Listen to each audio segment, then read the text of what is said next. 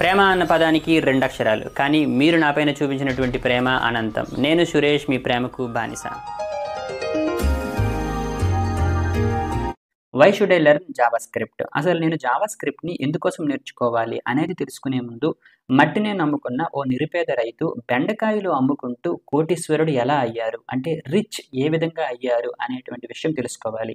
కానీ దానికన్నా ముందు స్కంద మూవీలో శ్రీకాంత్ గారు చెప్పేటువంటి ఒక డైలాగ్ గురించి మనం మాట్లాడుకోవాలి. కాలిఫోర్నియా స్టాన్ఫోర్డ్ యూనివర్సిటీలో లాస్ట్ ఇయర్ ఎథికల్ హ్యాకింగ్లో టాపర్వి కదా. స్టూడెంట్గా ఉన్నప్పుడే డైరెక్ట్గా main company fire wall crack చేసి హ్యాక్ చేస్తే అదే company CEO highest package of the decade offer ఇచ్చారు, కానీ రిజెక్ట్ చేసి వచ్చేసావు, ఎందుకురా అని అంటారు. ఇది వినడానికి మనకు కొంచెం కామెడీగా ఉన్నా ఇందులో మనం 3 విషయాలు గమనించాలి. అందులో మొదటిది, ఎథికల్ హ్యాకింగ్లో టాపర్వి కదా అంటారు. అంటే ఇక్కడ ఎథికల్ హ్యాకింగ్ అనేది వన్ ఆఫ్ ద కోర్స్ అనమాట. ఈ యొక్క ఎథికల్ హ్యాకింగ్లో నువ్వు టాపర్వి, అలానే మెయిన్ కంపెనీ ఫైర్ వాల్ని క్రాక్ చేసి హ్యాక్ చేసావు. ఇక్కడ అతను ఏం చేశాడు, క్రాక్ చేసి హ్యాక్ చేశారనమాట. సో క్రాక్ చేసి హ్యాక్ చేయడం వల్ల గత 10 సంవత్సరాలలో ఎవ్వరికి ఇవ్వనటువంటి ఒక హైయెస్ట్ ప్యాకేజ్ని మీకు ఇవ్వడం జరిగింది అని చెప్తారనమాట. సో ఇక్కడ మీరు బాగా గమనించండి, ఒక కోర్స్ నేర్చుకొని ఆ కోర్స్ని ఉపయోగించి ఒక పని చేయడం వల్ల మంచి ప్యాకేజ్ అనేది ఇవ్వడం జరిగింది అనమాట. ఇప్పుడు నేను కూడా మీకు అదే విషయం చెప్తున్నాను అనమాట. ఈ యొక్క జావా స్క్రిప్ట్ కోర్సుని మీరు కనుక బాగా నేర్చుకున్నట్లయితే ఈ యొక్క జావా స్క్రిప్ట్ ఉపయోగించి చాలా చేయొచ్చు అనమాట. సరే, సో ఆ విధంగా మీరు చేయడం వల్ల మీ యొక్క కెరియర్లోనే one of the highest package అయితే మీకు 100% వస్తుంది అనమాట. సరే, మరి చాలా చేయొచ్చు అంటున్నాను కదా, ఏం చేయొచ్చు అనేది తెలుసుకోవాలి అంటే మన బెండకాయలు అమ్ముకుంటూ కోటీశ్వరుడు అయినటువంటి బలరామ నరసయ్య గురించి తెలుసుకోవాలి. మన బలరామ నరసయ్యకి ఈ నేల, ఈ మట్టి మీద ఉన్నటువంటి అవగాహన, పట్టుదల, జ్ఞానం అంతా ఇంత కాదు. అందుకే బెండకాయలు అమ్ముకుంటూ కోటీశ్వరులు అయ్యారు. అయితే నిజానికి అతనికి ఈ యొక్క మట్టి మీద ఉన్నటువంటి నాలెడ్జ్తో ఒక్క బెండకాయలే కాదు, టమాటో, క్యారెట్, దోసకాయలు, ఆకుకూరలు, దీని అమ్మ జీవితం మార్కెట్లో ఉన్నటువంటి ప్రతి ఒక్క పండు మరియు కూరగాయలను పండించగలరు అనమాట. మరి దీని అంతటికి కారణం ఏంటి, అతనికి ఈ యొక్క మట్టి మీద ఉన్నటువంటి నాలెడ్జ్. మరి ఇప్పుడు నేను కూడా మీకు అదే విషయం చెప్తున్నాను. మీరు గనక ఈ యొక్క జావా స్క్రిప్ట్ని బాగా నేర్చుకోగలిగితే, అంటే జావా స్క్రిప్ట్ మీద మంచి పట్టు కనుక సాధించినట్లయితే ఆ యొక్క నాలెడ్జ్ని ఉపయోగించి React JS, Angular, Node JS, Next JS, DOM interactions, వీటి గురించి నేను తర్వాత చాప్టర్లో డిస్కస్ చేస్తాను. వీటిని ఉపయోగించి మన యొక్క స్టాటిక్ వెబ్సైట్స్ ఏవైతే ఉంటాయో వాటిని డైనమిక్ చేయొచ్చు అనమాట. అండ్ ఇవే కాకుండా మన యొక్క మార్కెట్లో ఉన్నటువంటి అన్ని టెక్నాలజీస్ కూడా మీకు ఈజీగా వచ్చేస్తాయి. అంతెందుకు, ఇప్పుడు మీరు గూగుల్ ఓపెన్ చేసి ఏ లాంగ్వేజ్ డిమాండింగ్లో ఉంది అని అడిగితే ఫస్ట్ పొజిషన్లో జావా స్క్రిప్ట్ అనేది ఉంటుంది. మరి ఇటువంటి అద్భుతమైనటువంటి ఒక లాంగ్వేజ్ని కనిపెట్టినటువంటి ఆ గొప్ప వ్యక్తి ఎవరు అంటే బ్రెండన్ ఇచ్. అతని పేరు బ్రెండన్ ఇచ్. అందుకోసమే మీకు ఈ యొక్క స్టోరీ అనేది చెప్పాను అనమాట. బెండకాయలు అమ్ముకునేటువంటి ఆ యొక్క రైతు రిచ్ ఏ విధంగా అయ్యారు అన్నటువంటి స్టోరీ చెప్పాను కదా. అందులో మీరు బెండకాయల నుండి బెండ తీసుకోండి, అలానే రిచ్ తీసుకోండి, అతని పేరు మీకు ఇప్పుడు ఈజీగా గుర్తుంటుంది అనమాట. అతని పేరు ఏంటి, బ్రెండన్ ఇచ్ అనమాట.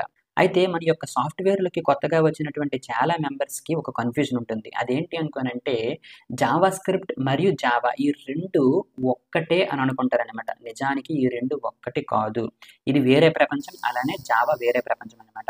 ఓకేనా, బాగా గుర్తుపెట్టుకోండి, జావా స్క్రిప్ట్ అలానే జావా ఈ రెండు పూర్తిగా డిఫరెంట్ అనమాట. అయితే ఈ యొక్క కన్ఫ్యూజన్ మీకు రావడంలో తప్పేమీ లేదు. ఈ యొక్క కన్ఫ్యూజన్ రావడానికి గల కారణం ఎవరు అనుకోనంటే మన యొక్క బ్రెండన్ ఇచ్ అనమాట. ఎందుకోసం అనుకోనంటే 1995లో ఎప్పుడైతే ఇతను ఈ యొక్క లాంగ్వేజ్ని కనిపెట్టారో దానికి ఫస్ట్ పెట్టినటువంటి పేరు వచ్చేసి మోకా. మన యొక్క తెలుగు వాళ్ళు చాలా మంది దీన్ని మోచా అని పలుకుతుంటారు అనమాట. నిజానికి ఇది మోకా. అయితే ఈ యొక్క లాంగ్వేజ్ కనిపెట్టేశారు, కానీ దీని గురించి ఎవరికీ తెలియడం లేదనమాట. అప్పుడు మన యొక్క బ్రెండన్ ఇచ్ ఏం చేశాడు అనుకోనంటే ఈ యొక్క మోకాకి బదులు లైవ్ స్క్రిప్ట్ అని మార్చారనమాట. అయినప్పటికీ చాలా మందికి రీచ్ రాలేదు. అప్పుడు మన యొక్క తెలివైన బ్రెండన్ ఇచ్ ఏం చేశాడు అనుకోనంటే అప్పట్లో ఉన్నటువంటి ప్రోగ్రామింగ్ లాంగ్వేజెస్లో దేని గురించి అందరికీ బాగా తెలుసు, ఏది పాపులర్లో ఉంది అని తెలుసుకొని జావా అనేది పాపులర్గా ఉంది కాబట్టి ఏం చేశాడు అనుకోనంటే ఈ యొక్క జావా నుండి జావా, అలానే లైవ్ స్క్రిప్ట్ నుండి స్క్రిప్ట్ తీసుకొని దీని యొక్క పేరుని జావా స్క్రిప్ట్‌గా మార్చారనమాట. ఇది నేను చెప్పిన స్టోరీ కాదు. నిజానికి ఇలానే జరిగిందనమాట. ఓకేనా? సరే. ఇప్పుడు మీ అందరికి ఒక విషయం నాకు చెప్పాలనుంది. కానీ అది చెప్తే మీరు కన్‌ఫ్యూజ్ అవుతారేమో అన్నటువంటి భయంతో చెప్పాలని లేదు. కానీ ధైర్యం చేసుకొని దాని గురించి ఇప్పుడు మీకు చెప్తున్నాను. నిజానికి ఏం జరిగిందనుకోనంటే, ఈ విధంగా జావా స్క్రిప్ట్ అన్నటువంటి పేరు మార్చిన తర్వాత దీని గురించి అందరికీ తెలియడం వల్ల చాలామంది దీనిని ఉపయోగించడం మొదలుపెట్టారనమాట. అయితే ఏ లాంగ్వేజ్‌ని అయితే ఎక్కువ మంది ఉపయోగిస్తున్నారో దానిని స్టాండర్డైజేషన్ చేయాలనమాట. మరి అది ఎవరు చేస్తారు అనుకోనంటే, యూరోపియన్ కంప్యూటర్ మ్యానుఫ్యాక్చరర్స్ అసోసియేషన్ అని చెప్పేసి ఒక ఆర్గనైజేషన్ ఉంటుందనమాట. ఓకేనా? సింపుల్‌గా దీన్ని మనం ఎక్మా అని కూడా పిలుస్తామనమాట. ప్రతి దాంట్లో ఫస్ట్ క్యారెక్టర్ అనమాట. యూరోపియన్ కంప్యూటర్ మ్యానుఫ్యాక్చరర్స్ అసోసియేషన్ అనమాట. సో వీళ్ళు ఏం చేస్తారనుకోనంటే, మనం ఏదైనా ఒక కొత్త లాంగ్వేజ్‌ని సృష్టించామనుకోండి, వీళ్ళు దాన్ని స్టాండర్డైజేషన్ చేస్తారనమాట. సో ఆ విధంగా ఈ యొక్క జావా స్క్రిప్ట్‌ని ఎక్కువ మంది ఉపయోగించడం మొదలుపెట్టారు కాబట్టి 1997లో ఏం చేశారనుకోనంటే, ఈ యొక్క జావా స్క్రిప్ట్‌ని స్టాండర్డైజేషన్ చేస్తూ ఎక్మా స్క్రిప్ట్ 262 అనేటువంటి ఒక కోడ్ ఇచ్చారనమాట. ఓకేనా? సో ఈ విధంగా మన యొక్క జావా స్క్రిప్ట్‌కి అఫీషియల్ నేమ్ వచ్చేసి ఎక్మాస్క్రిప్ట్ 262 అనమాట. సో 262 అనేది ఒక కోడ్ అనమాట. ఓకేనా? అంతే. ఇంక అంతకన్నా ఏమీ లేదు. అయితే ఈ యొక్క జావా స్క్రిప్ట్ ఒక్కటే నేర్చుకుంటే జాబ్ వచ్చేస్తుందా అంటే కాదు. కానీ ఈ యొక్క జావా స్క్రిప్ట్ అనేది మీ యొక్క మొదటి మెట్టు. ఈ యొక్క జావా స్క్రిప్ట్‌ని మీరు బాగా నేర్చుకోగలిగితే జాబ్ కొట్టడం జామకాయ తిన్నంత ఈజీ. ఒక్కటేంటి 100 జాబులు కూడా ఈజీగా కొట్టగలరు. మరి బ్రెండన్ ఈచ్ ఈ యొక్క జావా స్క్రిప్ట్ లాంగ్వేజ్‌ని ఎందుకు కనిపెట్టారు? ఆ యొక్క లాంగ్వేజ్‌ని ఉపయోగించి మనం ఏం చెయ్యగలం అన్నటువంటి విషయాల గురించి ఇప్పుడు మనం డిస్కస్ చేసుకుందాం. చిన్న బ్రేక్ చిటికలో వచ్చేస్తా.